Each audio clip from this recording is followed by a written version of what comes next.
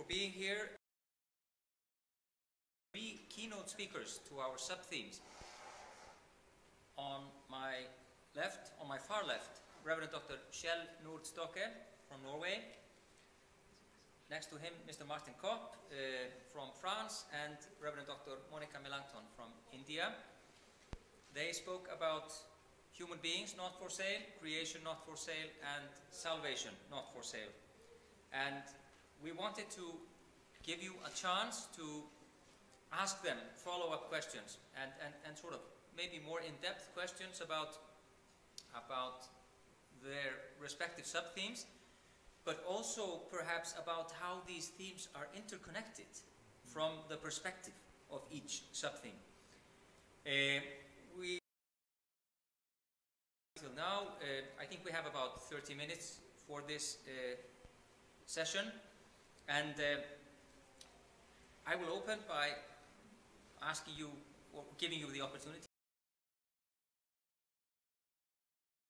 When called upon, please state your name and the media you represent. So maybe if we do this in the order of the sub-themes, Reverend Dr. Melangton, if you begin. Thank you very much. It's an honor to be here. As I said in my presentation, I'm not a... when the theme was given to me, it was quite a challenge to be able to articulate what I understood from...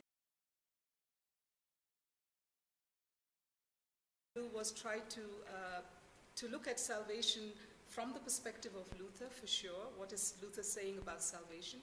But also to see how that understanding of salvation can be of service to community. Very high incidence of poverty and violence, and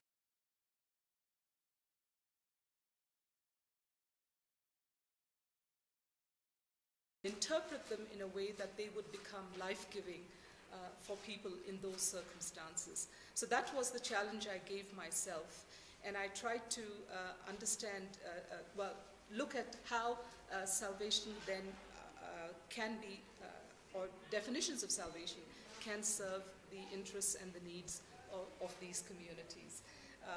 So that's the angle from which I broached the subject that was given to me. Thank you. Reverend Dr. Nordstokke. Thank you. With this presentation of Dr. Melangton, I could already take it for granted that I was already given an understanding of God and of God's action in history.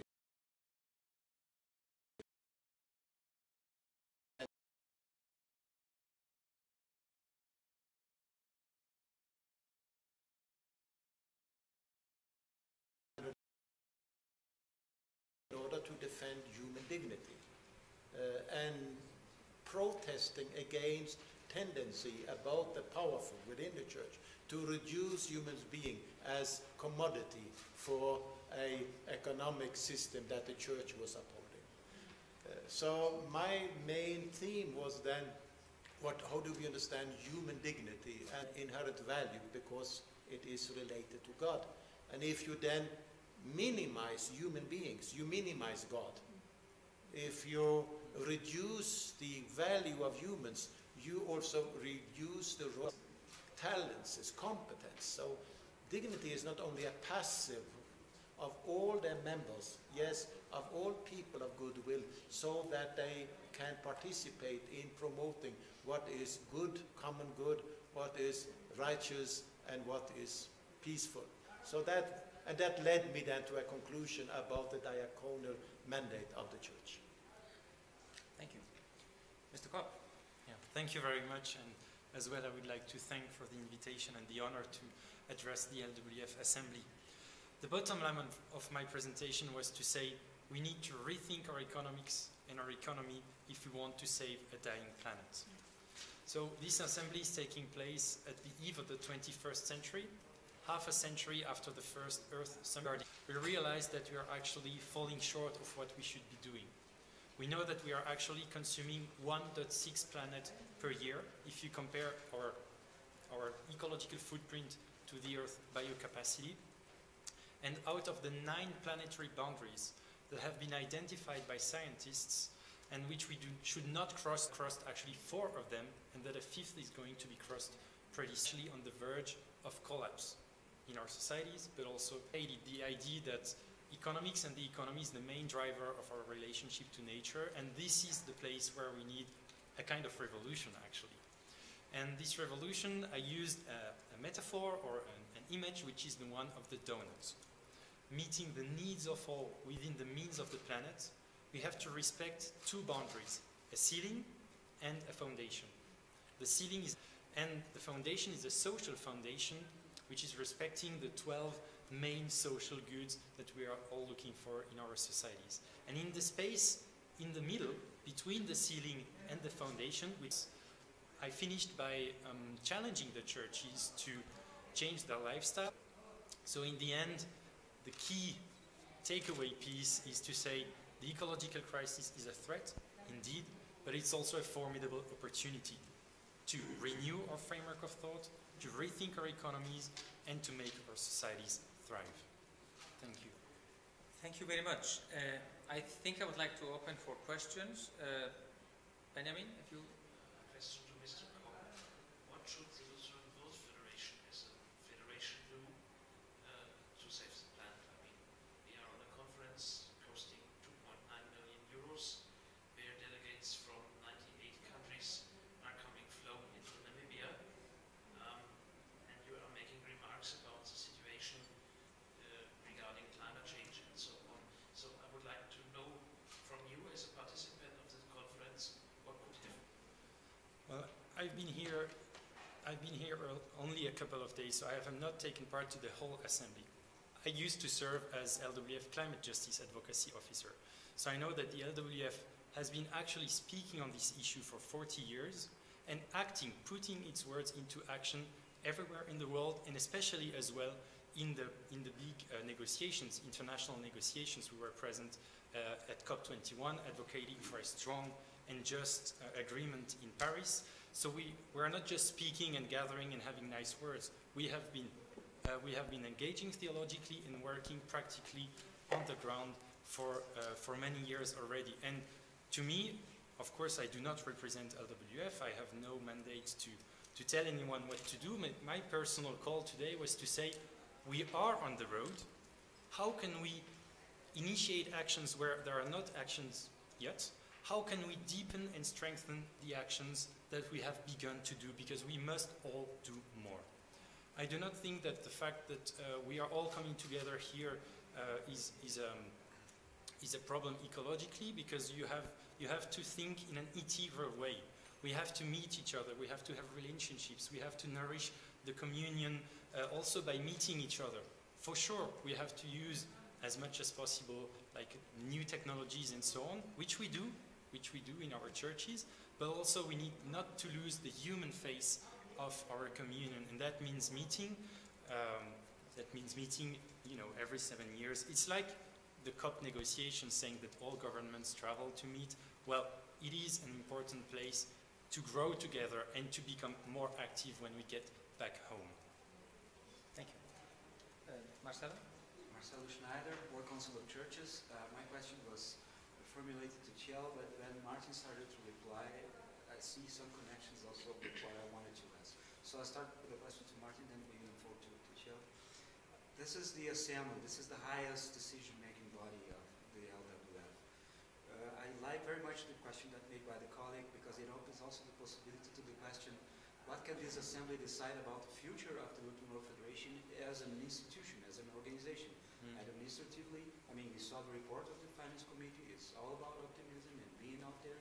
There's a clear will to present the organization in a higher level in the international community during this event.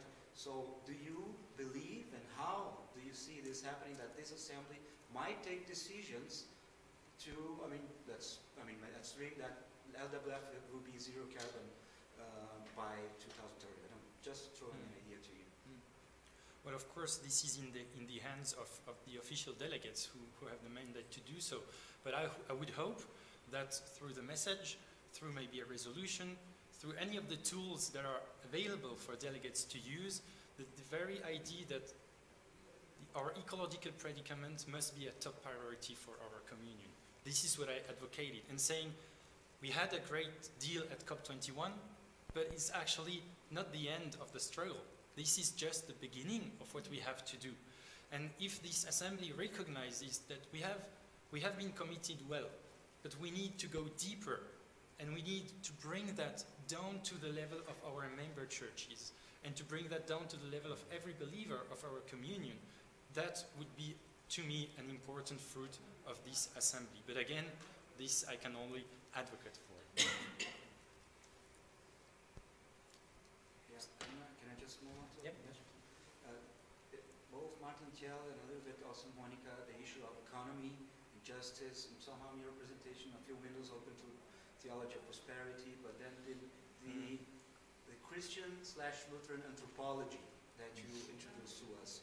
Is there a space for the Lutheran World Federation to come with a solid proposal to the debate on ecumenical anthropology?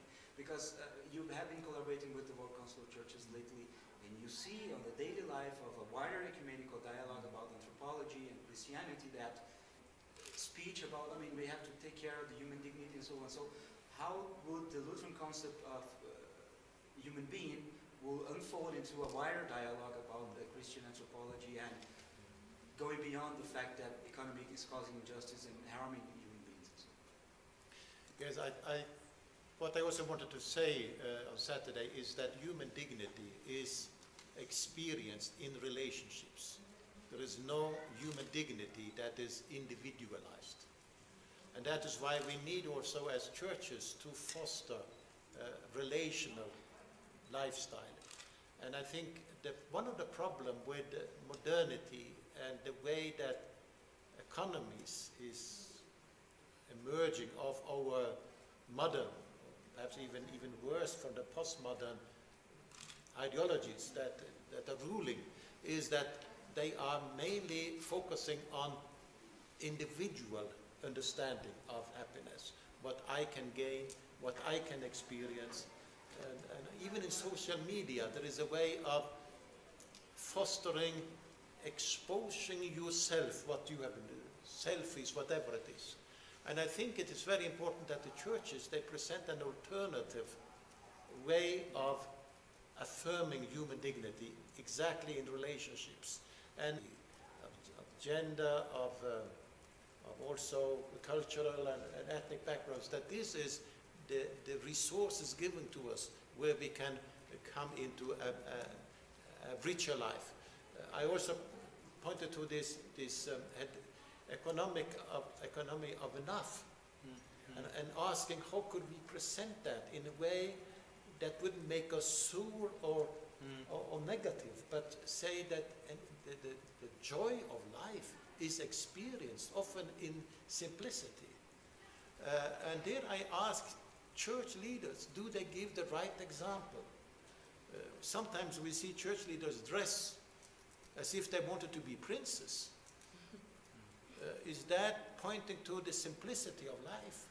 Should we have golden crosses, or should we have crosses of wood in our churches? I mean, maybe 20 years ago and 50 years ago, it was not a problem to have a golden cross. Is that different in the time where we move today? And I think the leadership of the church in these issues is very crucial. Yes. I would like to echo much of what Kjell has said. I think in trying to understand salvation as well in relation to the human being, a dichotomy has been created between the material and the spiritual, and this polarization of these two, of the spiritual and the material, I think has contributed to some of the problems that we are facing in the world today. I think it's important that we integrate the material and the spiritual because it is essential, particularly for those in places of poverty and hurt and violence, because they need to be able to experience in tangible terms what salvation is.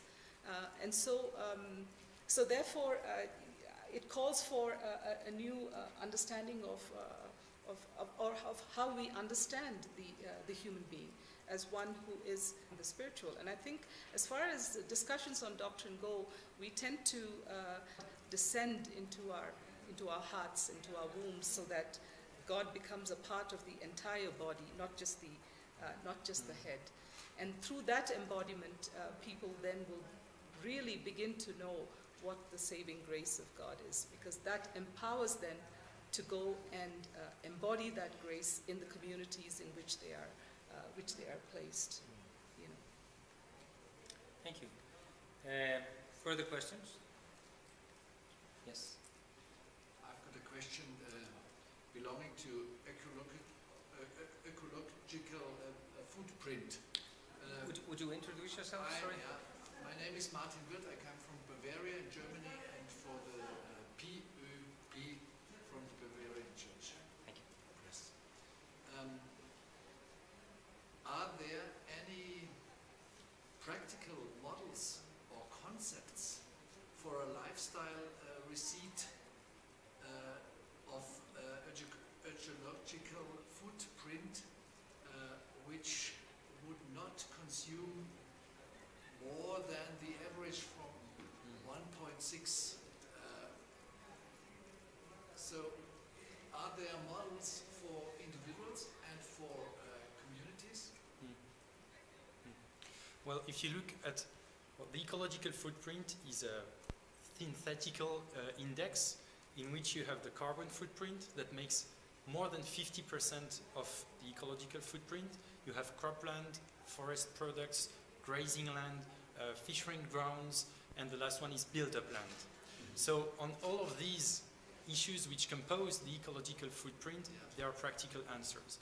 If you see that more than 50% is actually the carbon footprint, well, the answer is quite simple, is you need to get out of the fossil fuel economy as fast as possible. And we know that what that means. That means actually completely rethinking our economy, because 80% of our energy in the world is fossil fuels. And so that means changing our transportation, changing our energy system, changing the way we eat. Well, the question of meat was brought in the discussion during the presentation and so on. So the first place, the big place to start, and that makes much of the ecological footprint, is actually carbon. That's why part, well, it's agriculture. How do you think an agriculture that does not destroy the soil, but that rather, is set in nature itself and mimics nature? So one of the great ideas to say, how do we mimic nature to have an economy that is cyclical? Some speak of circular economy, but the idea is a bit too, there's always a bit of waste. You cannot do something that is purely, but cyclical, trying to learn from nature itself. So it's hard to answer your question more in detail because I will need to take each and every issue, but at least I can tell you that from carbon-wise, it is an energy transition, transport transition, food transition that we need first, and this you can implement in your personal life to a certain extent, but also, and that might be more just, and once you can fear injustice, you can fear the fact that only rich people can kind of maintain their lifestyle while hundreds of millions fall into poverty. To give but one figure, according to the World Bank, if we do not respect the 2 degrees Celsius threshold, climate-wise, 100 million people will fall back into extreme poverty. So we will eradicate, actually, the small progress we've made in the last 15 years. Thank you. Do we have more questions?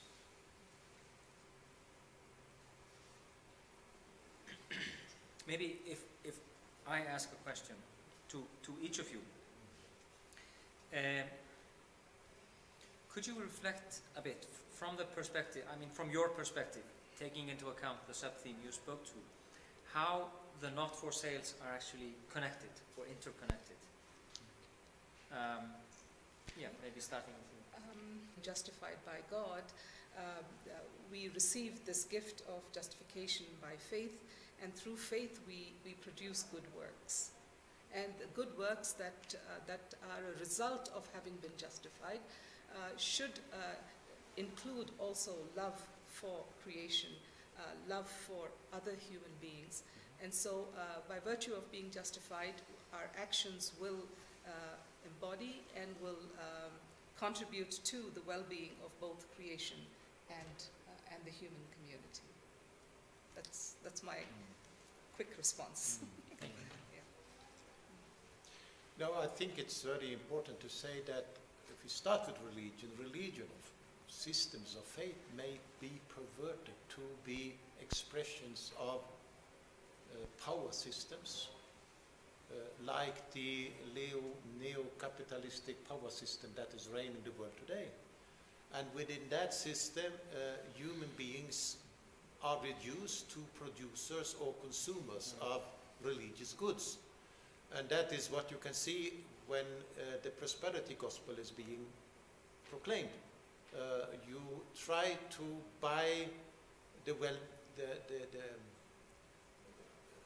you try to buy a gracious God by paying to the pastor or by whatever you were doing. So from that concern, the radical message of the Reformation is more than relevant in times like, and the impulses of faith, the understanding of being human, and the fact that we belong to a wider system and a household that is ecological. And if we cut those lines, every piece is being destroyed and in danger. So it's very important to have this holistic approach to the understanding of who we are as people of faith and what we do as people of faith. Well, to me, I have 2 points. The first one is pretty easy. If you take seriously the idea that then actually human beings not for sale and creation not for sale is speaking of exactly the same thing. It's one part of creation not for sale which is more encompassing maybe, but we are speaking about the same issue. And then when it comes to salvation, I completely agree with what has been said. I would just like to add maybe that if you look in Colossians 1, this Christological hymn, verses 15 to 20, you realize that actually God's salvation project through the cross, through what Jesus went through on the cross, is not a story only between God and me, God and you, or God and human beings, because it says that the project was to make peace with the whole world and to reconcile the whole world. It's like at the end of the Gospel of Mark, go and preach the gospel to the whole of creation. So actually, the project of salvation has a cosmic dimension. It speaks of all other living beings, so and ours, the universe as such. So this project, salvation project, this is a bit of our 3 themes that are put one aside the other, and it's good that we can show the ties between them and saying that it's one single big issue that is all interrelated and is all concerned by economics and the economy today. And may the member churches take up the challenge to implement this way of doing theology and doing diaconia in their own contexts. Thank you very much. Yes. Maybe one last question. My name is Jussi Rytkönen. I'm from Kotimaa Christian newspaper from Finland. I have a question for perhaps Dr. Nordstokke, but anyone else can answer as well. You did mention that religious system can be perverted into something else in your previous... that the religious system can be perverted into something else. Yeah. Now, having said that, is there a danger after all these words we have heard, for example, in this assembly, that the religious system could be perverted into just another part of the global environmental or green movement? It's a big question, but... Yeah, I think theology always has to be critical and to be self-critical. Also when it engages in these vital issues of ecology and economy. So the church, if it becomes triumphalistic, saying that we know better than others, we have been trapped by triumphalism. But we, as churches, we will have to follow the mandate that I think you also referred to really preach the liberating gospel of the Lord Jesus Christ. That was transformative, it was reconciliating, and it was empowering. And if we see the world in which we live today, it is excluding people from the welfare, as you were saying. People are being set up in conflicts with each other, and it may be even more. So in my understanding, this belongs to the core dimension of the Christian message, of the example of Jesus and the mission. But always we have to do this in a self-critical way, also when we theologize. Yeah, I would just like to add that while we are self-critical, we also need to take context into consideration. Part of the triumphalism that you spoke about is the triumphalism of the West over the rest of the world. And I think we have received a lot of resistance from the West with regard to contextual interpretations, not just of the Bible, but also of doctrine.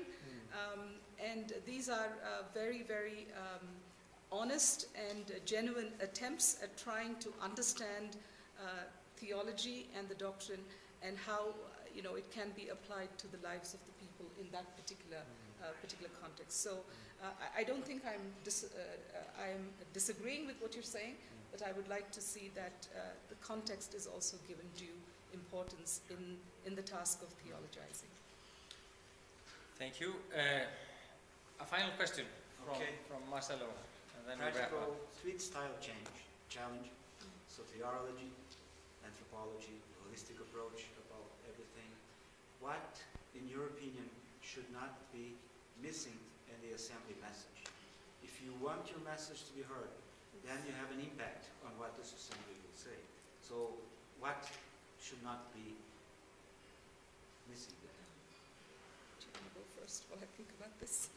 I think the dimension of hope must be given a lot of attention. I think as people of faith, we are liberated by the hope that also transforms us for a better future.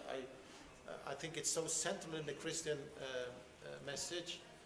In the time we live, we feel that we may become hopeless. I mean, all those challenges. So that hope is necessary. Ola Fuxetveit, when he talked about refugees, he said the right to hope.